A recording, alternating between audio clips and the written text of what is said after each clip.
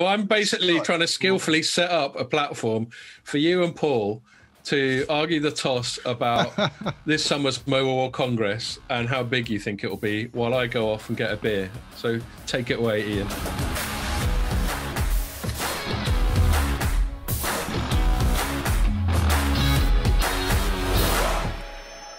Hello and welcome to another Telecoms.com podcast.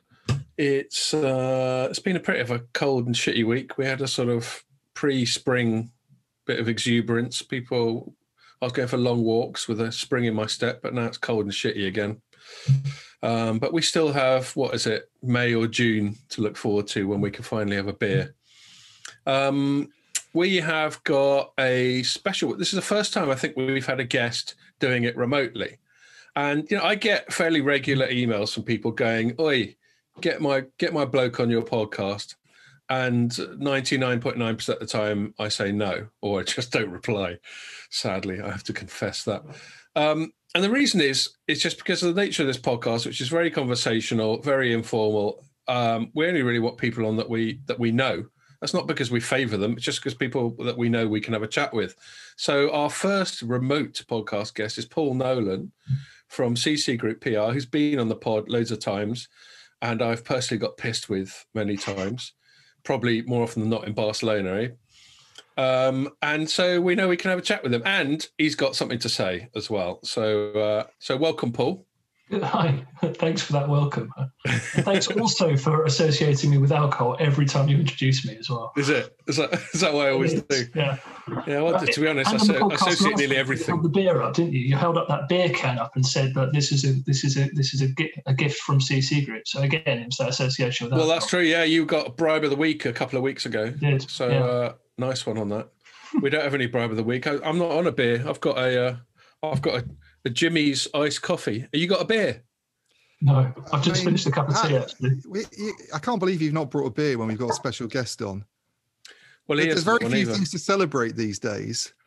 And having Paul on the podcast is surely cause for drinking beer. Well, maybe I'll engineer it over the course of the pod. Maybe I'll engineer it and get you two to start having a chat, and I'll quickly leg it downstairs. Why don't you send your older son out to get some beers from the supermarket or something? Oh, he's not quite 18. Ian, we don't need to go to the supermarket. I've got an entire fridge. I've literally got an entire fridge devoted to booze. It's got about 9 bottles of Star in it. It's got various bottles of red and white, and rosé and white. So the Baceno. Send out a text message now then, and get it fetched to your room. Isn't your son about 15? It's about 37. I'm going to do that. I'm going to send Jack a text and get me a Star. What were you saying, Paul? Isn't your son like about 15 or 16, but he looks about 37? I don't know. I don't know how old he looks. He is 16. He's 17 in May. Right. He's half Iranian, so he's got a bit of, a little bit of facial hair, so maybe he does look a bit older. So basically he's got a better complexion than you and he's better looking. Well, yes, undoubtedly. Well, I don't know, better complexion. This isn't the ideal age to start talking about complexion, to be honest. Right, can you get me a bit? So, yes, I'm going to try and multitask. So, yes, we're going to talk about Paul, CC Group, and Paul, you're quoted in it, did a study. I can't multitask. I'll have to send him the text in a sec. You did a study. You interviewed a bunch of decision makers. I'm only going to touch on it because I'll probably butcher the whole premise of it. But you basically to look into what are the sort of key channels of communication and decision making in telecoms. And lo and behold, it turns out trade press is right up there. So I wrote a shamelessly self-promoting piece saying how great trade press is. I don't know if we necessarily. Sorry, mate. Are we going straight in? No. I'm just rambling. So anyway, that's what we're going to talk about first, and then we're going to talk about. Ian's been having a look at the telecom sector in general, how it's sort of dealing with the current economic cycle, whether there are redundancies, and we might speculate about how we're going to bounce back once people start being allowed to leave the house again. And then lastly, I am going to conclude with a look at Apple and some of its antitrust aggro it's getting. The heat's coming in the US, the UK, and possibly in Europe to do with how it governs its app store. So those are the three things that we're going to chat about. And just to remind you that if you're watching this on the site or on Facebook or on YouTube, you can also listen to it on iTunes, although you'd be paying Apple 30%. No, anyway. On iTunes, on Spotify, on SoundCloud, and loads of other podcasting platforms. Okay, so having come up with a sort of pretty incoherent, rambling opening, I'm going to pass the ball straight to Paul for the first segment. Paul, why don't you give us the top line of what this study you did was and what the point of it was and findings, etc. Sure. So, and I'll text my son to get me a beer. Okay. Ask him to get me one as well, would you? Yeah. So this is the second time we've run a study like this. I mean, we last did it back in 2018, and the whole premise is that as an agency, we specialize in helping telecoms vendors actually market and sell to telcos. And three years ago, we actually thought we'd better understand the buying process within telcos so we could better advise our clients on how they could market to them most effectively. So part of that was actually understanding all the different marketing channels. And when I say marketing channels, I'm talking about the trade media. I'm talking about industry analysts. I'm talking about webinars. I'm talking about industry events, virtual events, social media, etc. Which of those channels has the greatest impact when it comes to boosting awareness of vendors from within the technology decision makers within telcos? And also, which of those channels has the greatest impact in actually encouraging them to shortlist a particular vendor for an RFP? So we did it 3 years ago. Remind me what RFP stands for? It's a request for proposal. Well, sometimes there are RFIs, requests for information. It's basically all part of the telco procurement process. And inviting people to say, what have you got? Basically, we want to, shortlist a load of, we want to, make an open deployment, or we want to have a look at our BSS systems or whatever. They would go through a process of shortlisting all the most appropriate vendors. And, this is about how they actually scientifically put together those lists. Who do they ask for advice? How do they kind of perform research on their own? What does that process look like? How long does it take, etc.? So we thought, given all of the turmoil that we've experienced over the last 12 to 18 months with the pandemic, it stands to reason that a lot of the ways in which vendors marketed to telcos historically, a lot of them are no longer possible. And I'm, of course, talking about international travel, major industry events, which a lot of vendors have relied quite heavily upon over the last 10 years or so. And obviously we're talking about Mobile World Congress, and there are others. To suddenly have those platforms taken away, it caused a little bit of a kind of, not so much confusion, but it gave vendors an opportunity to redivert some of that money into other channels to try and continue momentum behind their sales efforts despite the pandemic taking place. Yeah, and presumably, like crudely, in the absence of physical events, which obviously we hope will come back, and I'm saying that partly in the knowledge that I'm employed by a physical events company. So yes, come on, physical events. But presumably in the absence of them, there's a sort of move to digital. Is that one of the sort of transitions? Well, it's inevitable, right? I mean, if you can't physically contact or interact with somebody face to face, then obviously the digital channel is the next best thing. And we've seen a whole heap of industry events companies turning their events digital. Some of them just some of the physical events are being postponed, but the industry is finding a way to keep going and to kind of maintain momentum and to keep the buying process underway. Because let's face it, where the kind of 5G build out, where the 5G network build out is at the moment, telcos need to keep buying. They need to keep extending the reach, the coverage, and the capabilities of their networks. And if there's a way of doing business, then they're going to have to take it, and they are taking it. And this is done to help vendors understand. Our study is done to help vendors understand which are the channels which they could use, which of those are most respected by the telcos, and which do they find most influential. And this, as you said, the findings were very, very interesting. They're interesting in the sense that they picked up on what we found out 3 years ago, which was trade media has a significant stake in the game as far as the awareness and education around vendors is concerned.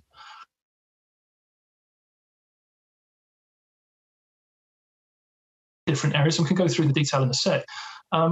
And we've also seen that social media has, significantly grown in influence too. I mean, when we did this study about 3 years ago, they were really nowhere. They were at the bottom of most of our lists because there'd been so kind of little activity. But over the last 3 years, we've seen more and more buy-in to social media channels. Operator execs are actually getting on it on a fairly consistent daily basis. And it's a massive window of opportunities for vendors to capitalize on. It's interesting to measure this stuff. So your findings are, while they're metric, they're also anecdotal in so much as you asked people what they reckon. And it was about 101.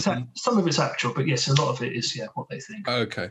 But your, unless I've got it wrong, the primary source of your research was 101 sort of buying decision makers within operators. Is that correct? Technology buying decision makers. Yeah. I mean, they had to have a significant say in technology buying decisions. Yeah. And so they're saying, so it's interesting. So by the way, first of all, obviously I was delighted by the finding of about the trade press, because sometimes we're sitting here, especially while there's been on lockdown, people like me and Ian, we tap out our stories every day. Yeah, I can look on Google Analytics and see how much traffic they're getting. But in terms of real life, the impact and the relevance and the significance of those stories, it's impossible to know unless people get in touch. I had one guy, actually, I should mention, let me fire up my my LinkedIn app. I had one guy get in touch with me, which was nice. Occasionally people get in touch to say, I like your writing. And you're like, oh, that's nice, isn't it? And this guy just got in touch. He quite liked the stuff I was writing about to do with things like sort of censorship and monopolies, maybe the kind of things that coincide what we'll talk about with Apple. I can't find that on, see, LinkedIn app. Why can't I find my messages really easily? Oh, there we are. He's called Dave. In fact, I'm not going to mention his name, precisely who he is, because he might want to keep it confidential. I'm just going to blurt it out, and then suddenly he's got sacked. He's Dave from the local. Yeah, he's Dave. He's Dave, and he's American. These days, he sits on a park bench drinking a Tennent's. Yeah, exactly. He's Dave, and he's American, and he's about to get sacked. No.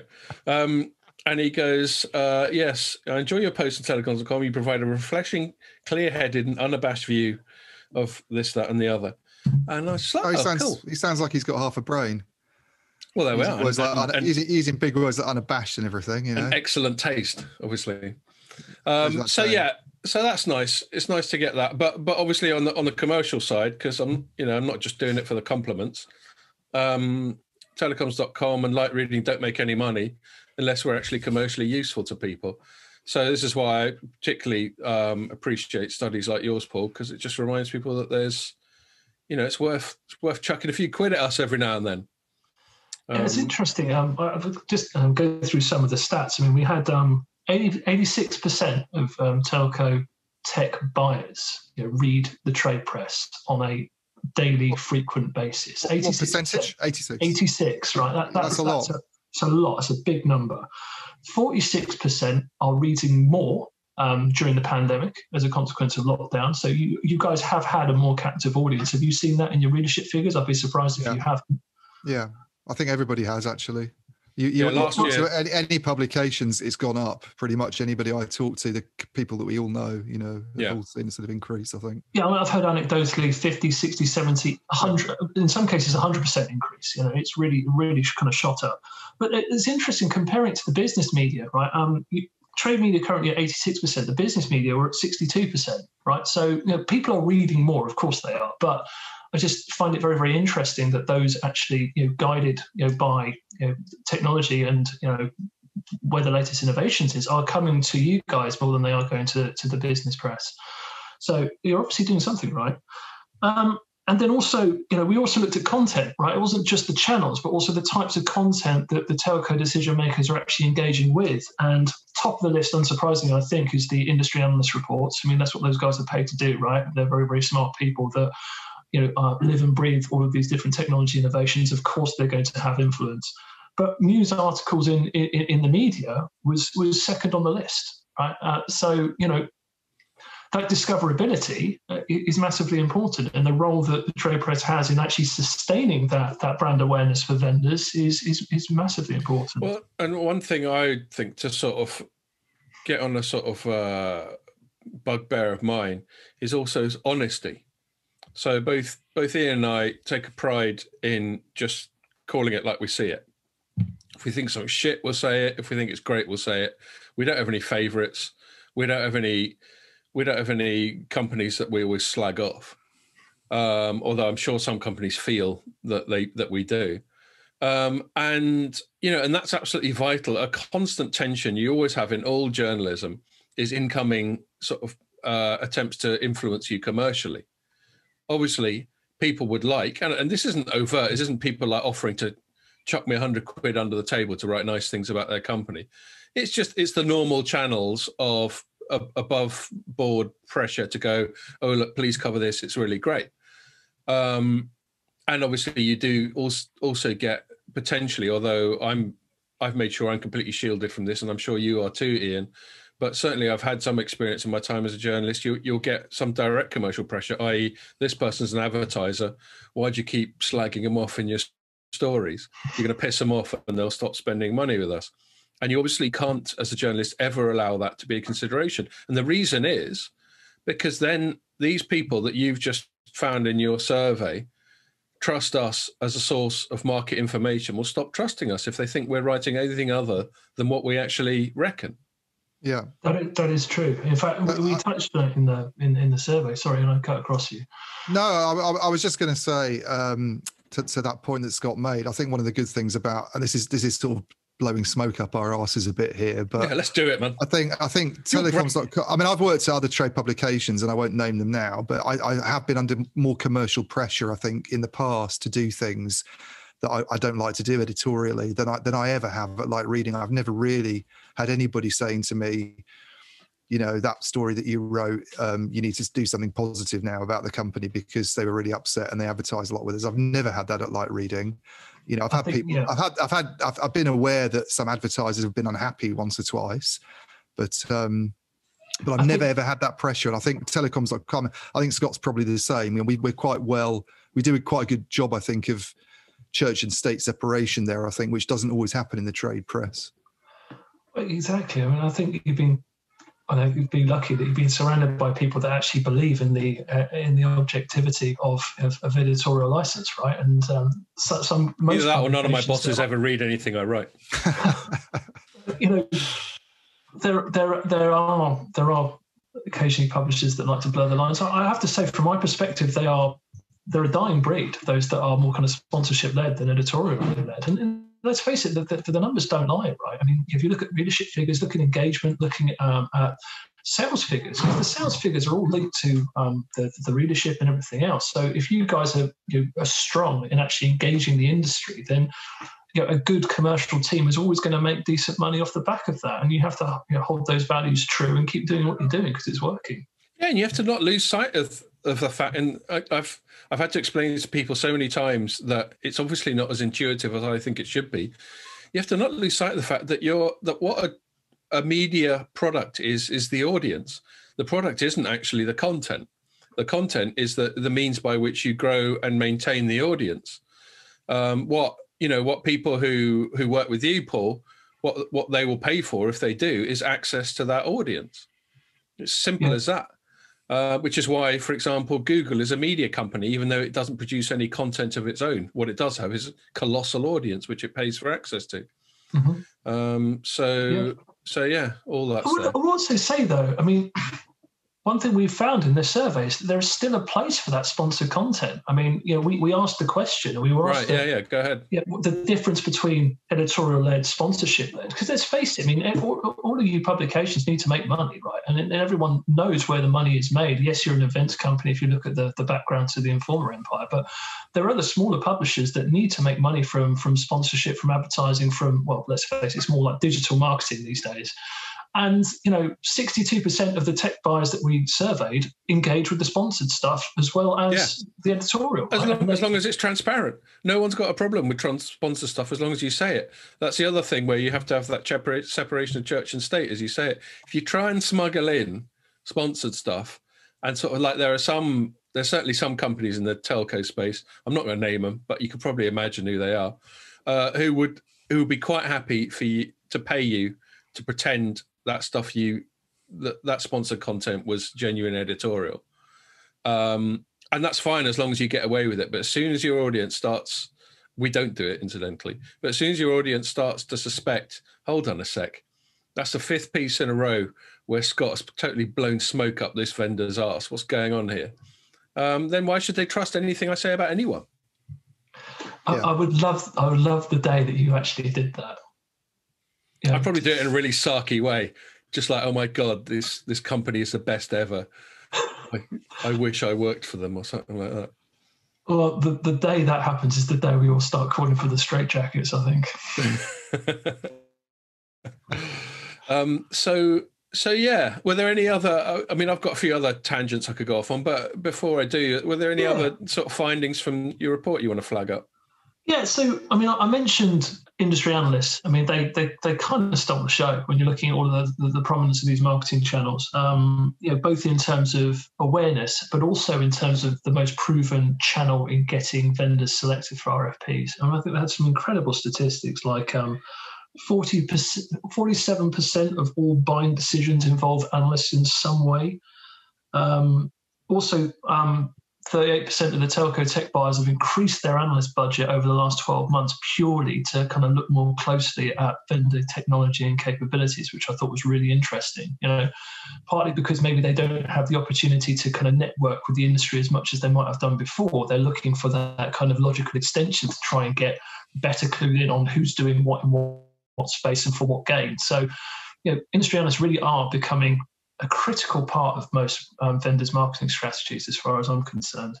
And also, what I found was really interesting is, we work with a lot of industry associations, and I thought it'd be really interesting to see what value those guys had as a marketing channel, because they are a marketing channel as much as they are, these kind of associations to help with collaboration and technology advancement. But they also bring together telcos, they bring together vendors. And so you're talking about people like GSMA and TM Forum and that sort of thing? GSMA, TM Forum, Wireless Broadband Alliance. I mean, the study is very clear in that it uses industry associations as a catch-all term for all kinds of different things. So the trade association and the software development bodies and all kinds of other things are all kind of grouped together because it was difficult to try and separate them all out because it just got really, really confusing. So we lumped them all in together. And, and we asked telcos, are you aware of them? Because, we're in the 5G age now, right? We're in very much a kind of, disaggregated technology, open standards. Collaboration has never been more important. You look at all of these ideas around Open RAN and using piecemeal technologies from different areas and putting them all together to create the kind of networks of the future. That collaboration message is going to be more and more important. And there are more vendors getting more success out of being involved in those industry associations than ever before. And we've got this statistic that said 73% of the tech buyers that we actually asked could point to vendor collaboration as a specific reason for an RFP selection. 73%, that's a massive number. And they could reel off the names of a lot of these industry associations. And, there's, I think we said between 20 and 30% of the memberships that vendors had with trade associations were dormant. There were members in name, got the badge on the website and everything else, but they're not actually, maximizing their membership. They're not getting involved in these working groups, which in turn deliver these commercial opportunities. So, big tick in the box for industry associations and a big kind of tap on the shoulder to vendors to say, you probably should pay a little bit more attention to these guys. Yeah. And then, so, go on, sorry, mate. No, I was just going to say the only other thing, and we've touched on it already, was the growing influence of social media. As I said 3 years ago, it was the bottom of every list that we had when we ran the survey, looking at awareness and impact on selection. And whilst social media isn't necessarily isn't hugely more influential in terms of the selection process, it was very, very high in terms of the most influential type of content, which telcos typically interface with. And that harks back to how many of these people are active on the social media platforms. I'm talking about Twitter and LinkedIn in the main. There's a real window of opportunity there for vendors to stay visible and to stay interesting and to keep kind of, sharing content, and even talking to influencers through influencer marketing too. Yeah, I think it'd be interesting to know what kind of advice you give your clients on this. I think we're still at very early stages of working out what the hell we're doing with social media. I think a hell of a lot of corporates are just shit scared of reputational damage through social media, which is why we're getting a lot of overreaction. I mean, like, I don't use Twitter at all. Given how I generally conduct myself and how I express myself, it just seems like a really fucking bad idea. You know, I'll look at it a lot. Like, I've got it fired up on my other screen here. I can see one of the trending hashtags is hashtag Tory scum. So there's a good illustration of what a sort of, let's say, volatile platform Twitter is. But obviously, as you say, Paul, there's absolutely no doubt that it's where there are a hell of a lot of eyeballs. Do you actually advise your clients on social media best practice? Very much so. Yeah. I mean, both as an amplification tool. Don't be a twat. Also, well, obviously there's individual responsibility about the stuff that you campaign for and those that you don't. But, you know, there are a huge number of people, influential people on Twitter that use it as a broadcast platform, but then also use it in terms of ongoing dialogue as well, right? And it's very popular amongst some very, very prominent analysts, for example. There is a clear association between all of the different groups who communicate with each other around different issues.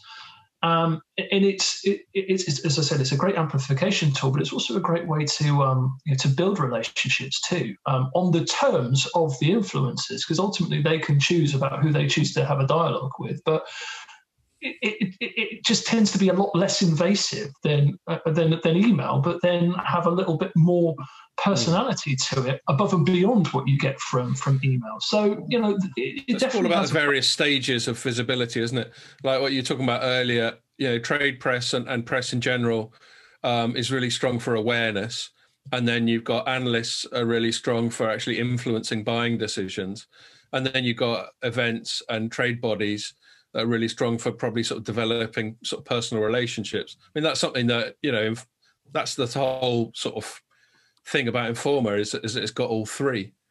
I think it's fair enough to say that we operate sort of semi-autonomously. I don't really, beyond these podcasts, I don't particularly collaborate with Light Reading, let alone other bits of Informa. But, Informa can presumably say to people, well, look, we got the full Monty here of all the sort of touch points and the ways of getting in touch with people. One thing I'm going to do, actually, that leads us on to events, because that's the one tangent that I was curious to get onto before we move it on to other stuff, and it kind of leads into it. Ian, we were having a little chat about this isn't a story, we were just chatting about it. We were chatting about Mobile World Congress and what we think the likely sort of turnout for it is. Just wondering, because I've just realised I sent that message to my son to get me a beer, and his phone's right next to me. I was going to say, where's your beer? Because so I'm basically trying to skillfully set up a platform for you and Paul to argue the toss about this summer's Mobile World Congress and how big you think it will be, while I go off and get a beer. So take it away, Ian. Yeah, I mean, I'm skeptical that it will be. That it will achieve the numbers, I think, that they're looking for. I mean, they've traditionally had about 100,000. Am I right, Paul? 108, between 100 and 110,000. I think 108,000 was the last show. And they've always pretty much, until last year, obviously, when everything went haywire, they've always managed to deliver on that. And I think everybody recognises that it is the event you have to be at when physical events are happening. That's the one. They've had to sort of push it into June this year. So what they essentially did was to swap the Shanghai event, which normally happens in June, with Barcelona, which is normally in February, in the hope that things would have improved sufficiently by the time Barcelona happens, that we can sort of get back to some kind of normality. And I ideally hope that it happens. I'm conscious of sounding like a party pooper here and somebody who's constantly sort of giving the GSMA a hard time about MWC, and that's not how I want to come across, because I really want it to go ahead, and I'd love it if they do manage to get anywhere near what they're talking about. But I'm very, very skeptical they're going to be able to achieve even hard. I think they're aiming for about 40 to 50,000. I think is what they're talking about in June, and I just can't see that being. I don't see that being very realistic. And I think the main problem is that you've got. We don't really know. I mean, we were talking about this before we came onto the podcast, but we don't really know what sort of government restrictions are going to be in place come June. What we do know is that Europe is not doing very well on controlling the virus. I mean, there's reports in yesterday's news even about it being on the increase again. As far as I know, a lot of countries don't have heavy restrictions in place now because I think they've just thought, sod it, we need to get on with things. And they dropped the ball on the vaccines, obviously. Which is fair enough, I think, in a way. I'm sympathetic to getting on with things. But at the same time, as Scott just said, they've dropped the ball on the vaccines. There's very, very low numbers that have actually been vaccinated.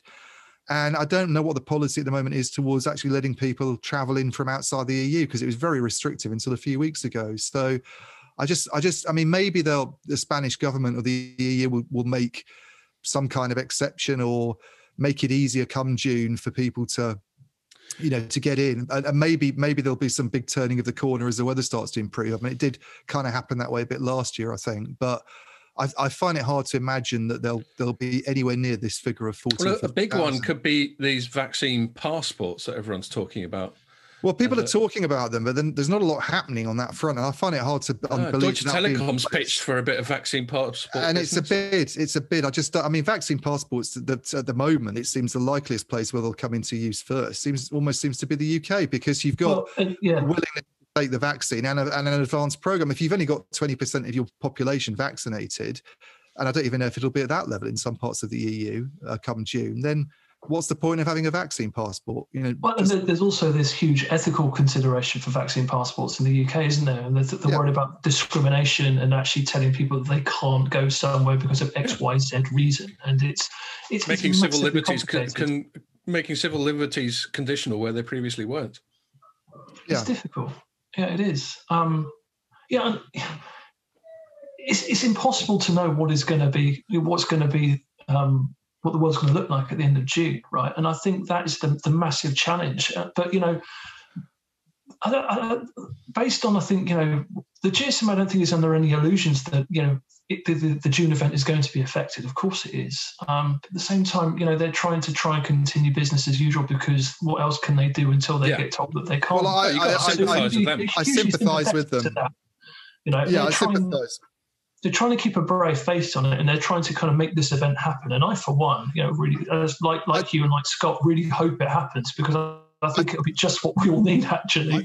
I think the problem with the GSMA has is, we can be upfront and frank about this, because we've already said it. We're in events business as well, and everybody's facing difficulties on that side of things.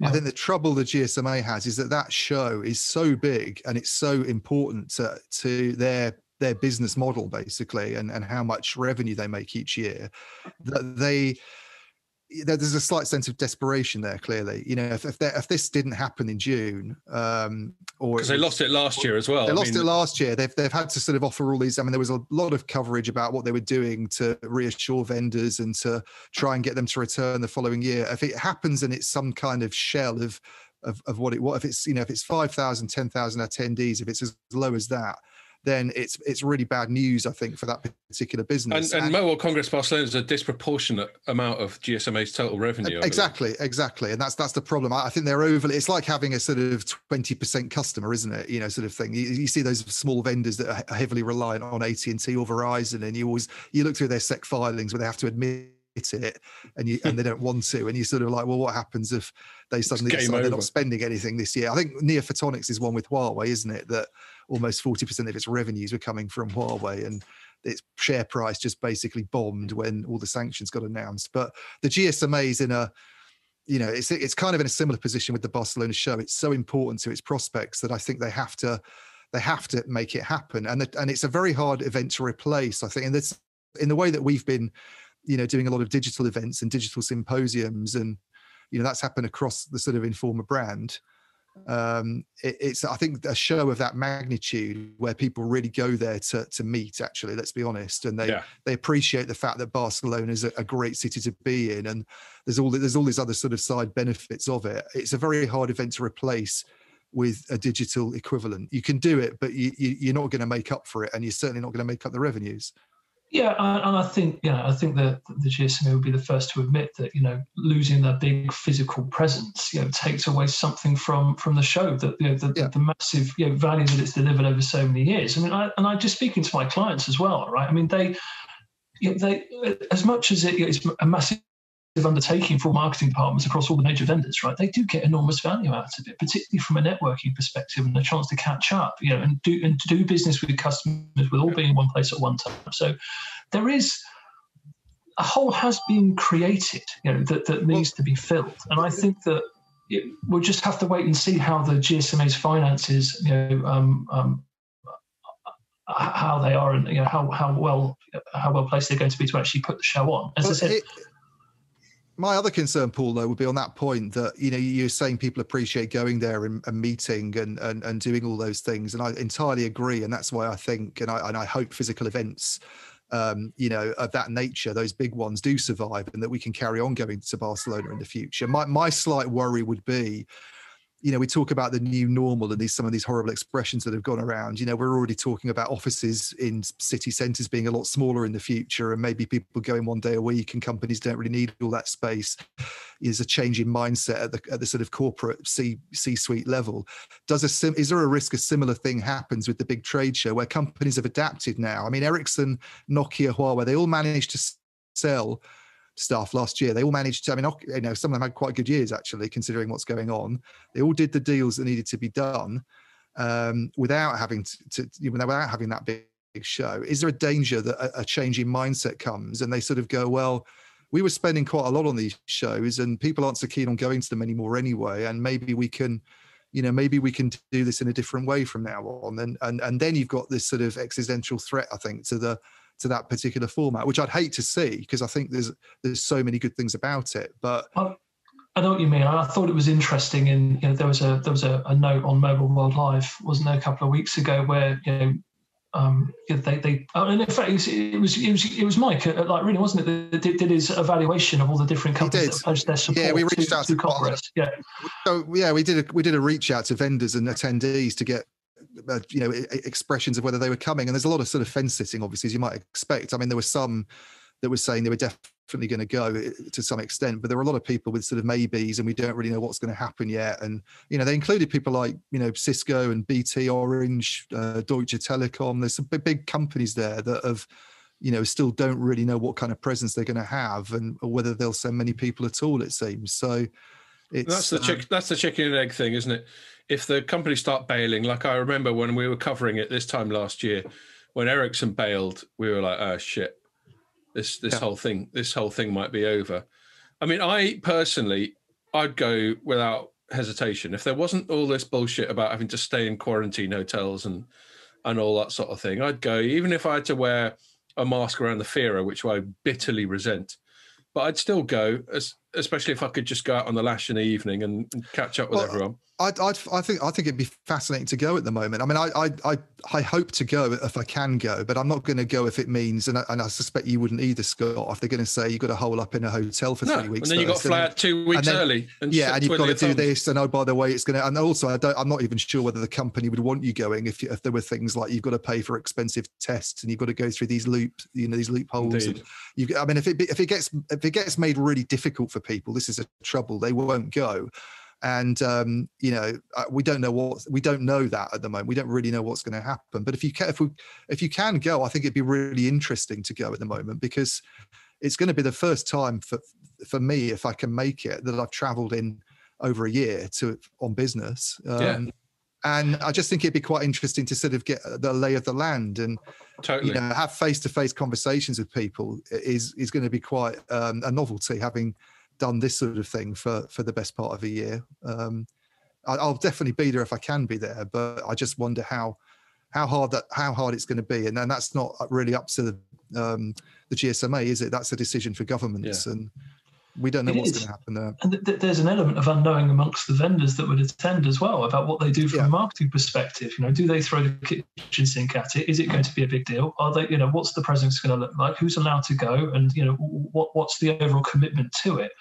And the longer these unknowns go, the more kind of questionable the whole thing becomes. So, we'll just have to wait and see what happens. And I'm keeping everything crossed.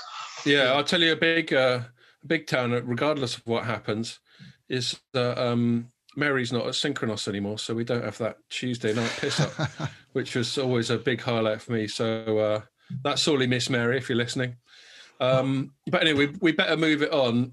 So in a similar vein, talking about, I suppose, just the state of things economically for the business right now in this sort of unique period we are with the pandemic and all that.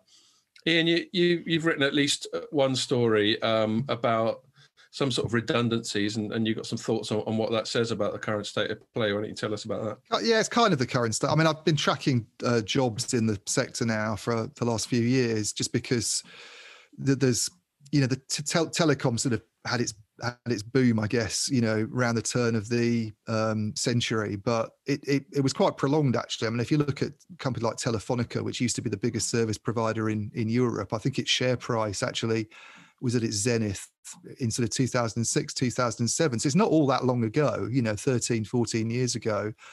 And I think that was the year that it bought or completed its takeover of O2. So that was the move that kind of took it into the UK. I think Germany. I think it picked up German assets then. So it's how it's got its presence there in the first instance. And then the next year it bought Český Telecom, I think. So that sort of expansion into Eastern Europe was happening then. But that big sort of, when we saw the 3G license bids happen, and there was a lot of excitement. And Vodafone was pretty inquisitive around that time. Yeah, there was a huge amount of money spent, and this is when debts arguably got a bit out of hand, and they probably thought that it was, they were on a growth spree at the time. Everybody was still buying phones and signing up to to contracts, and it was all sort of happy days, really. And the change that's happened is really quite recent. It's you look at the sort of, I've got the spreadsheet that kind of tracks, I think it's the 20 biggest service providers with headquarters in either Western Europe or North America. So it's a fairly small subset of the global market, but they're big players, and a lot of them have operations in other parts of the world, in Latin America. And what is it you're tracking on that spreadsheet?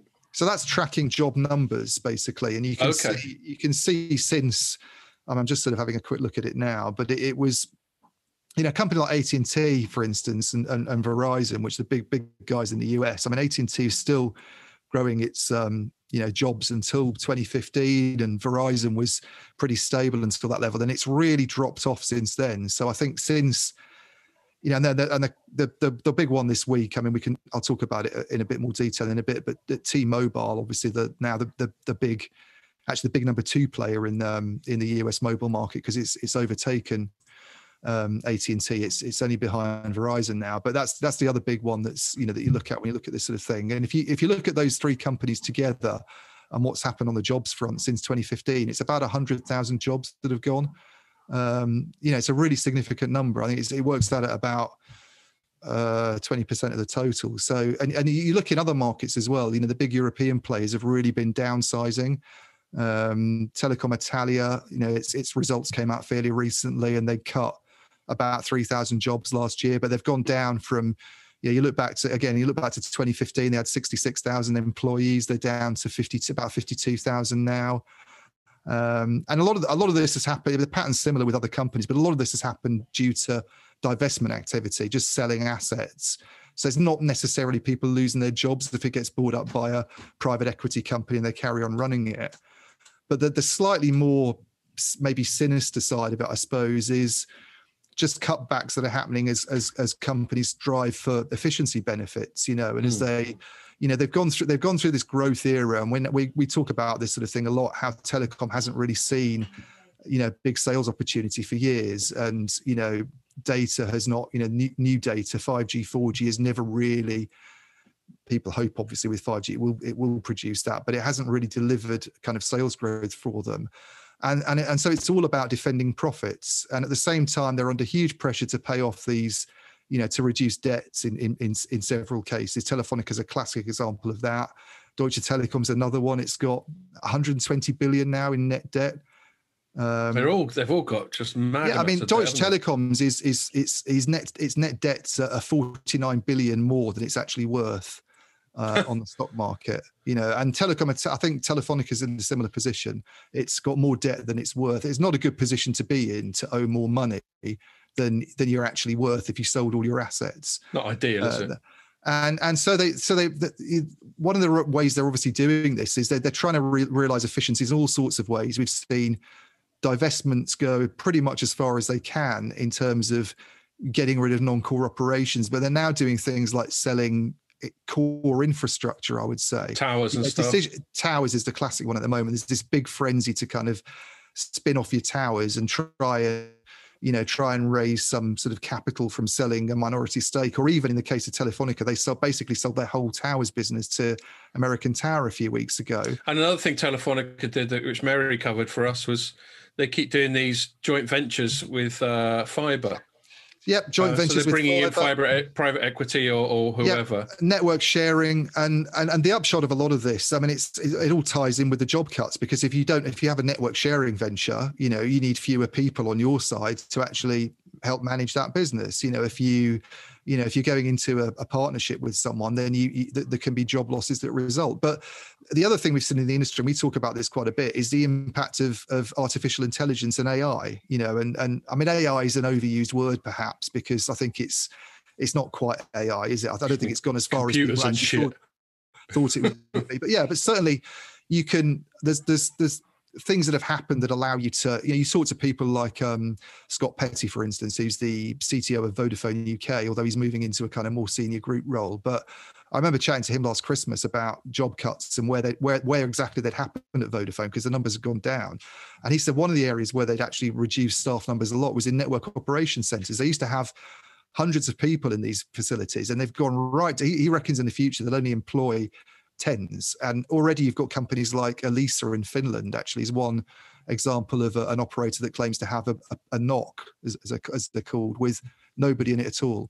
It's just basically an automated NOC, and they have technicians on hand if something goes wrong that the machines can't deal with, but otherwise it's managed by machines. Terminators. We get these expressions like zero touch networks used a lot, because people, what they really mean is zero person, human touch. They don't want to say it that way. So, and one of the inferences I love about that is whenever they say we're taking humans out of it, they're basically saying we're taking shitty, inefficient, expensive humans out of it. Exactly. Replacing them with lovely, shiny, perfect machines. Yeah. And I'm entitled to bang on about Terminator when they start making inferences like that. It's a worry. And it's gone along. I think it's going a long way on the sort of customer service side as well, with and we've probably all experienced this to some extent, where we went through a phase of phoning the customer care center, and you get sort of different buttons to press to get through to the right person. But now they've developed these very clever systems called chatbots, which are not usually voice activated. Actually, a lot of the time it's a messaging system that you get on your phone or even on a website, but you're not dealing with a person all the time. You're dealing with them, and you might not know it. You might not know. Well, I had that exactly with a mate the other day. He was talking about how hard it was to sort of reason with this person at the other end. And I went, mate, it's probably fucking AI. Yeah. And then he was like, once he believed me, because he had to go through the sort of 7 stages of grief about all this. Once he got past the denial phase, he was just like, oh my God. He just felt like a twat, because he'd been trying to interact with this algorithm as a human being. So you feel like a bit of an idiot, don't you? Telling them that they don't get it and stuff like that. Yeah, and pleading with them. but then we've obviously had the pandemic, and I think the worry for me about the pandemic is that for one, I mean, telecom's done quite well during the pandemic compared to some other sectors. Let's be honest, it's not suffered in the way that hospitality has or airlines, but they have seen dips, in some areas. Roaming revenues is the big one that they always complain about, and there is some pressure on the top line.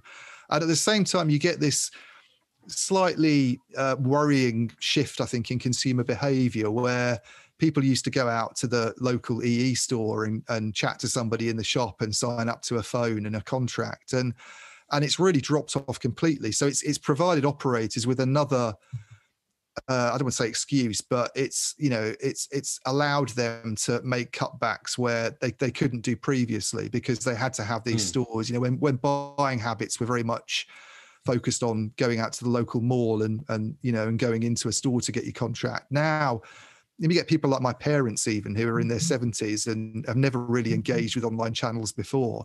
All of a sudden, looking at EE's website and figuring out what smartphone they're going to get next. And when it happens in that age group, that it's kind of it's sort of pretty much over for retail in a way.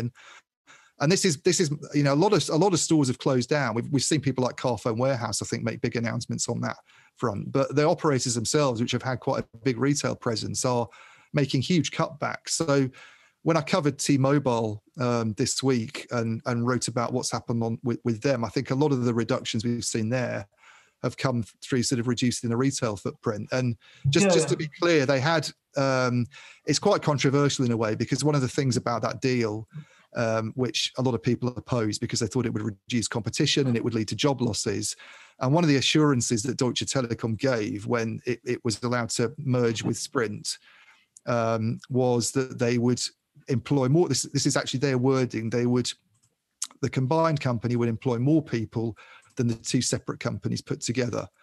And if you look at what's happened, they had about 80,000 employees at roughly the time of the merger in April last year, I think it was completed. And they're now down in the last sort of SEC filing, they're now down to about 75,000. That's the net reduction. So they have hired in some areas, but obviously a lot more jobs have gone in others, and they're left with fewer. Now they insist, they were in touch about the story, and they insist that the long-term aim is actually to still employ more people than the two previous organizations. But the trends just don't point that way. I mean, if you look at what's happened with their big rivals, AT&T's down from 281,000 employees in 2015 to 230,000 last year. Verizon's down from about 178,000 to 132,000. I mean, these are massive cuts. The trend just points to something that T-Mobile doesn't seem to recognize. And I know they've got a lot of work's going to need to be done on rolling out this 5G network. Yes, but that's short-term effort, isn't it? So what happens? And that's usually a job that's done by contractors. And I don't know. I'm not convinced that they're ever going to have this. They're ever going to realize this ambition of employing more people. And why would you? When you announce a merger, one of the main reasons for doing that is to realize a very nasty word, synergies. And to sort of reduce overlap. And you don't need two core network managers. You don't need two accounts teams. So.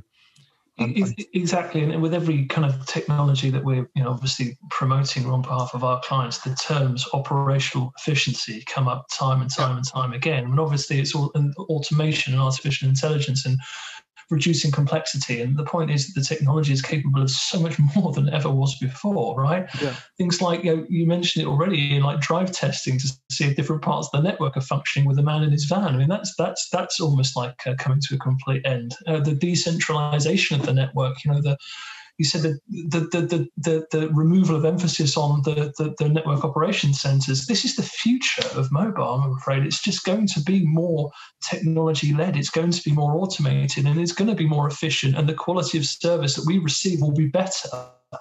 Unfortunately, it does have a human cost. It does. And I mean, the other thing I think that's driving this actually is, to your point, Paul, about operating efficiency. I mean, yes, they're not growing anymore, but people are still interested in profit growth. So the only way to get to that point is to cut people out. And one metric I notice investors pay more attention to. I mean, I've actually been putting a spreadsheet together with this in for years, but I noticed people like Bloomberg are now referring to this as well. Is revenues per employee. It's a kind of very crude measure of productivity or efficiency. And you break it down for these 20 operators that Light Reading's been tracking, and in most cases that number's gone up quite, and certainly in the case of the US operators, quite dramatically. So if you look at AT&T was earning $522,000 for each employee back in 2015. In 2019, it was $731,000. Verizon's gone up from 740,000 to 977,000 over the same period. They're massive improvements, and their sales are they're basically the same. So they're able to generate the same amount of money with fewer people, basically. Well, and that's a nice thing for employees. You saw how much money Verizon had to drop on Spectrum last week, right? I mean, you're telling me that's not having a significant impact on how they run a business. I mean, you talk about their debt levels, and all the regulators are forcing them to kind of spend hand over fist for more and more spectrum. I mean, there's no surprise jobs are going. And I wish sometimes regulators would be a little bit more broader thinking in looking at the impact that these decisions are having on the viability of these businesses. Yeah, I mean, Scott and I talk about this quite a lot, but I think, India's just had another massive cash grab. They have, yeah. And they overpriced some 700 megahertz spectrum, which is primo spectrum. They overpriced it so much that no one bid for it. And the same happened 5 years ago when they had to go. I mean, of all the regulatory authorities in the world, I think I'd have to single out the Indian regulator as one of the most idiotic. Yeah. I mean, I don't know whether they're piss taking or just really stupid, but you'd be hard pressed to find a more, bigger group of morons from the way they behave. It just feels like a complete cash grab. I just don't think they know what they're doing, or it's just very cynical sort of money grab, favouring particular companies over others. Quite clearly, they've been hugely. There's been a huge amount of favouritism for Reliance Jio in the last few years. Yeah, in a very suspicious way. That starts to make you wonder about relationships between Ambani and the government. Not that we're alleging anything, of course. Allegedly, just makes you wonder, doesn't it? Just makes you fucking wonder. Yeah. And back to your metric, and then I'm going to have to move it on because we're running out of time. Another metric that would be interesting. So you've got the revenue per employee. We were looking in at the ratio between what the CEO gets paid and what the average employee gets paid. Well, that's all an companies. Awkward one at the moment, isn't it? That's a particularly awkward one right now. All companies. And we saw this one company, what was it? The outrageous one is Ocado, whose CEO is obviously a total arsehole, Tim Steiner, who earns, I think, more than... Scott and I looked through these numbers, and a lot of the time you're looking at figures like 80, the ratio of CEO pay to average worker. Yeah, 60 to 80. 60 to 80 seems to be about on the money. And he's got about he's on 2,500. His salary last year, by the way, was 58 million. You look at people like, I think the CEO bosses tend to earn in Europe, they tend to be on sort of 3 to 6, I think, if you include their benefits as well. They're on about 3 to 6 million, most of them. They're big incumbents, that is. 58 million. Yeah. But I mean, the reason, we mentioned that as an outlier, and we should say, we should probably specify that you're only characterising him as an arsehole in the context of how much he pays himself. I'm sure he's otherwise an absolutely lovely person. But the reason I bring it up, still wouldn't shop at Ocado after seeing that. No, well, totally. That puts me off as well. You try getting a slot. You try it. I dare you. Right. Yeah, they're probably too busy delivering yachts to him. The reason I bring it up is we're talking about short-termism on the part of governments and regulators, but you do wonder, Ian, you made the perfectly good point that at a crude level, companies, if they want to increase profitability is just revenues minus overheads. And if you're struggling to increase revenues, then you decrease overheads. And they do it all the time. Operators, like it or not, are largely utilities. They try a few sort of clever ways of sort of moving things along in terms of how they generate revenues. And obviously, we want them to keep trying that. But their track record isn't great. So maybe, and I'm going to move it on after this just because we're running out of time, but maybe the picture you're painting in is of them kind of running out of ideas and reverting back to the easy option of just streamlining in order to keep the profits up and keep those massive CEO salaries going. Definitely running out of ideas. And I think the one to really watch is Telefonica, because they've got to the point now, I think, Telefonica, where there's nothing left to sell.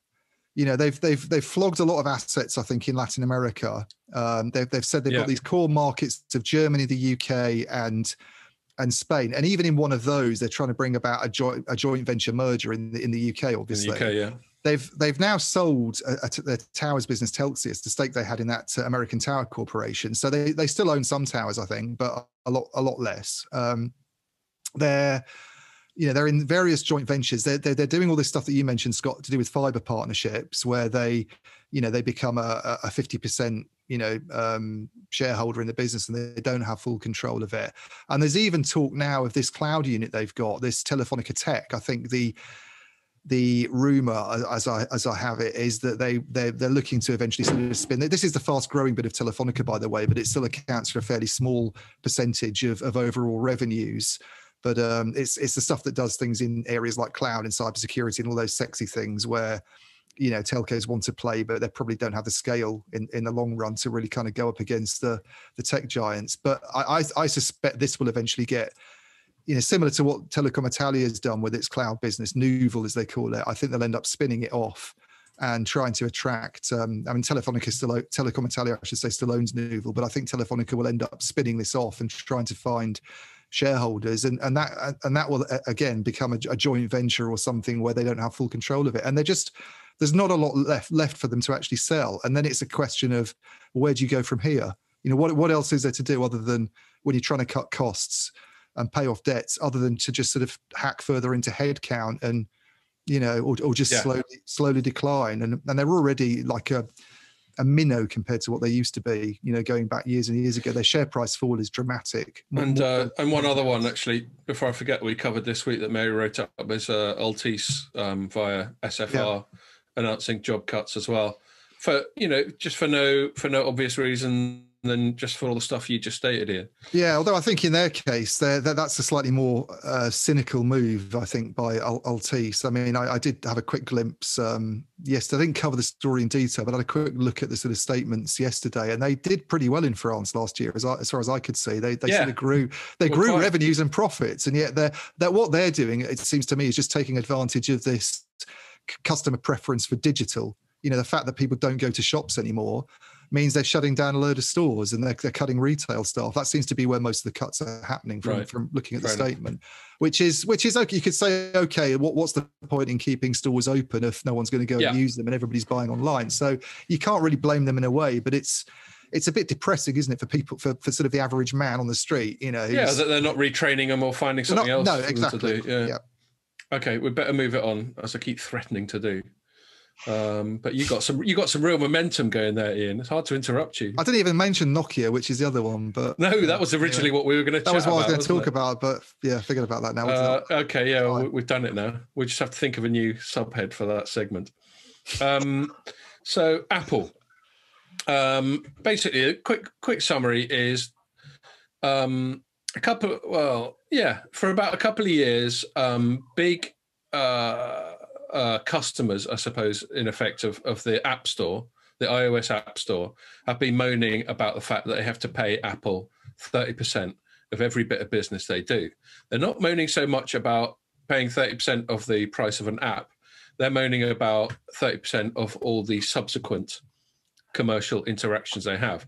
And the two biggest are Epic, who make the game Fortnite, and Spotify, who are obviously the big streaming service. What they want to be able to do in their ideal world is use alternative payment platforms where they don't have to pay Apple 30%. So let's say you go on Fortnite and you want to buy an in-game super duper machine gun that costs you $5. Right now they got to hand over a quid or two of that to Apple, and they don't want to have to do that. Same goes with Spotify. You download. Spotify is a classic, and so is Fortnite for that matter, a classic freemium app, where you download the app for free, and then you subsequently decide whether you want to pay for a premium version. In the case of Spotify, it gets rid of ads. In my case, I'm paying for it because it gets me the Joe Rogan podcast and all that sort of thing. And they've kind of accelerated it. Like 2 years ago, Spotify went and crying to the European Union about this, and European Union just sort of shrugged and went and had lunch. I was just looking at a comment I got on one of my stories. So as we know, I take every opportunity to have a pop at the European Union whenever I can. And someone called Steph B, I just approved their comment. They went, all over good points. But my gosh, no surprise if you're losing EU readers with this kind of anti-EU/Brexit is great tone of the article. Anyway, I approved the comment and replied they love it really, which I know they don't, but it might just wind them up even more. So the EU just sat on it, kind of proving my point. And then last year, Epic started moaning, and nothing much happened. But just today, I wrote a story about the EU apparently leaking the story to Reuters and FT and maybe some others that it's starting to take this shit seriously after 2 years, which I characterize, as is my way, 2 years of long lunches and endless glasses of Bordeaux. And I think the reason they're doing it is because in the States, we've got this precedent being set by the state of Arizona. So they do some lawmaking on a state-by-state basis over there. And Arizona's basically part of the way through approving a law that says the likes of Epic and Spotify can use a different payment processing platform, thus circumventing this Apple tax, as they characterize it. And then a day or two ago, the CMA, the Competition Markets Authority in the UK, said they're going to have a butcher's at it. And so then finally, Europe goes, oh, shit, everyone else is doing this, and we've done nothing. So they're leaking this stuff to the mainstream press that they're going to look at it. So the thing that I want to throw out there that's, I think, interesting to discuss is just the merits of the case. You know, should Apple, I mean, it's Apple's platform, it's iOS, they created it from scratch, they provide this access to this market. Why shouldn't they be able to take their piece of the action, no matter what they want? But from their, so that's the Apple point of view, the sort of steel manning Apple's point of view. But then from the point of view of people like Spotify, they're like, look, take a bit, but don't then take absolutely everything, every piece of every subsequent commercial interaction we have with our customers that have got nothing to do with you. So yeah, I'll just chuck it out there. Maybe you first, Paul, as we've been talking over you like crazy.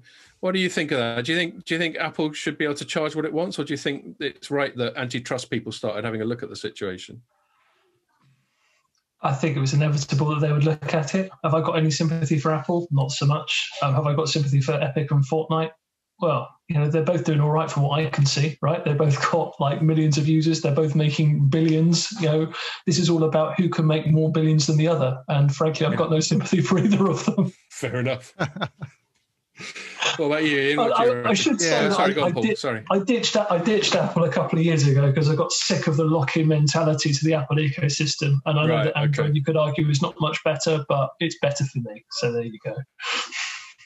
Yeah, I agree with Paul. It's hard to feel sorry for any of these particular companies, but I think in terms of the principle, it's a difficult one, as you say, Scott, because they could argue, well, if it wasn't for us, then they wouldn't sort of exist in the first place. But to me, it's the same kind of. I mean, we've talked about this before. It's the same kind of argument that could be made about a company being taken down from AWS servers, for instance, and you know, and I'm referring back to the Parler incident, and you know, whatever you think about that in terms of what your views are about Parler and the sort of people that post messages on it, it's. You know, it's all very well saying if it wasn't for us, you wouldn't have a business in the first place. But they've essentially created a market that a lot of people now depend on, and these markets are becoming bigger because everything's becoming digitalized. You know, because everything is moving online. Just like we were talking about over the past year or so, it's really accelerated. It's like someone who owns. You know, it's like having one London market, for instance, that sells, you know, and everybody in London shops at that market, and the gatekeepers are allowed to charge exorbitant fees, and they can turn around and say, well, if you don't like it, then, you know, tough. But there's no alternative for the stall owners to go. There's nowhere else they can actually go, and it's the sort of thing in that case that would attract regulatory scrutiny because they'd say, well, you've sort of got a kind of monopolistic position. So I'm sort of more sympathetic to the Epic and who's the other one? Epic and Spotify. And Spotify sort of side of things, even though, you know, as Paul says, they're not exactly struggling, but you could certainly see there are probably companies that are finding it hard with the kind of rates that Apple's demanding, and it's sort of control over this. So I think Paul's completely right. This is a business negotiation that's been escalated to the courts or to the regulatory sphere, and they're all lobbying. And you've got these sort of disingenuous, like Epic's playing the victim, and and you two both quite rightly go, well, they're not quite victims, are they? And they'll sort of spin a narrative about how they just give a shit about the little guys, which they clearly don't. I mean, one thing I've got zero tolerance for, and this comes over in my writing, I've just got no tolerance for any narrative from any corporate that has a moral element to it. I don't think corporations are capable of moral thought or action. They can try for branding. God, I've forgotten what it was. I wrote a story this week where someone was going for that, and the people. Was it Deutsche DT. Telekom? Yeah, it was that DT one, and they were going on about how they're campaigning against hate speech. And I'm not going to get into the minutiae of what a stupid concept hate speech is, but the two execs they'd lined up to talk about all this were in charge of brand management, which to me just perfectly encapsulated. They don't even seem to be self-aware. They're trying to make a moral statement, and the moral statement's coming from their brand managers. They don't seem to realize quite how much this exposes what their real agenda is. But anyway, well, the only one I've got more sympathy towards is the sort of green movement, really, because I think it's not because I like to see them all being tree huggers and pretending that they actually care about the planet, but there is actually an investment reason, arguably, to do that. If you can, then great. If you can show that it frame it that way. Well, I think that's what they're doing, though, isn't it? You get companies fine. now talking about renewables as actually a more cost-efficient way of doing things, perhaps in the future, and also there's the kind of reputational risk of carrying on and not adjusting, and then other companies go, well, hang on, we don't want to buy stuff from Vodafone because they're not green enough, which is a business reason to do it. So, if there is, I mean, I'll ask you, Paul, do you think that things like that, reputational, things that aren't necessarily to do with your core business, but can still affect the overall sort of brand image. Is that a sort of growing concern? Are they really worried that reputation can affect their bottom line? Absolutely, yeah. And I think that you're seeing more and more focus on environmental impacts for every corporation, every publicly listed corporation. Everyone wants to be seen to be doing the right thing. Everyone wants to be seen to be investing in more sustainable practice. Definitely. We're seeing it increasingly, especially with the larger organisations that we represent. There's always a focus on it, and there should be a focus on it. This stuff's important. Yeah, that's fine. I mean, whether or not it's important is another discussion. What I don't think is that corporations have the capacity to act in a moral way. I think they only ever act in terms of self-interest. If they're a public company, they've got all this fiduciary duty to act in the best interest of their shareholders. And if a moral good happens to coincide with a bottom line benefit, then yes, they'll do it. But they never act in a purely moral sense. And so when I get press releases claiming to the contrary, I tend to be quite skeptical about them. Well, I'd always say that sustainable practice always suffers when economic difficulties arise, should we say. Yeah, and you could say we've all got a sort of common vested interest in the planet not being destroyed, for example. But whether or not I personally take it upon myself to shoulder that responsibility is another matter. So yeah, that's what we agree. Just to sort of finish off on the Apple thing, before I'm amazed PR hasn't nagged me for pulling the plug yet. I will in a sec, mate. It's the monopolistic issue there is interesting because Apple isn't strictly a monopoly. There's a duopoly in mobile platforms, and actually Android has a much larger install base than Apple. But I would argue, as I did in my piece that I wrote about it today, that within the context of iOS, Apple obviously is a monopoly. And the reason it is a monopoly is you don't have choice. You just as Paul elected to go away from iOS to Android because he didn't like this sort of walled garden thing. While you're in that walled garden, you don't have choice, do you? So while you're an iOS user, there's no one, or there's very few people who constantly keep an Android phone and an iOS phone on the go at the same time and go, oh no, that app's a little bit cheaper on my Android phone, I'll buy it there. So there isn't dynamic real world competition happening there. So I'd say they effectively are a monopolist, and that's where, while I have some sympathy for them in that they created the platform, it's their rules. If you don't like it, you don't have to go on the platform. The flip side is when you become a monopoly, a different set of regulatory rules apply. You may have become a monopoly and totally on your own merits, but the fact is you're a monopoly now. So consumer protection and competition considerations kick in at that stage. Cool. All right. My rant seems to have silenced you both. So that's all good as we're out of time anyway. So look, thanks a lot, Paul. That's really interesting. And you are very much unique in that I don't think we've ever had a remote guest on the show. Me and Ian's got so used to our dialogue. It's weird actually having to wait your turn, isn't it, Ian? It is. Yeah. It's always a pleasure. But yeah, better when we can do it with other people in the studio, hopefully, before too long. Yeah, well, that's what we're all looking forward to, whether it's getting pissed in Barcelona or just doing live podcasts or just getting together. I presume. Or both, getting pissed doing the podcast in Barcelona. That's the ultimate. There we go. That's the one which we've done. And I presume CC Group will be, as soon as you can, getting journalists pissed face to face whenever you get the opportunity. Against that association with me and alcohol again, isn't it? Yeah. It started with that, and it's ending on that as well. It's like, well, there we are. So people are in no doubt that is the primary thing we have in common. Okay, all right. Well, thanks, Paul, and thank you for listening, and make sure you join us for the next one.